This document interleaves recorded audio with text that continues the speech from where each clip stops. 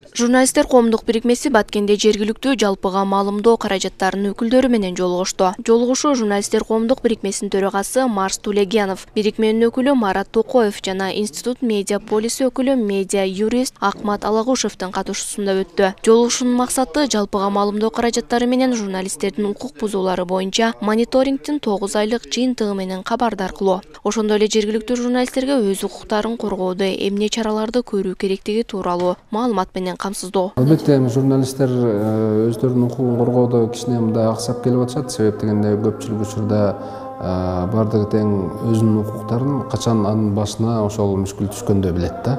Ага чейин мисалы бийликтин кандайдыр бир мамлекеттин саясатын жүргүзүүдөгү маалыматтарды жайылтууда эч кандай кыйынчылыктар туулбайт.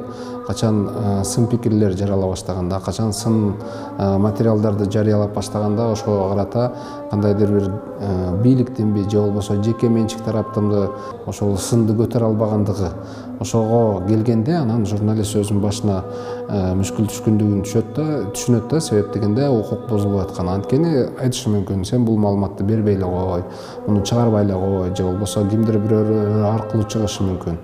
Мына ушул учурда журналисттер өздөрүнүн укуктарын жакшы билиш керек.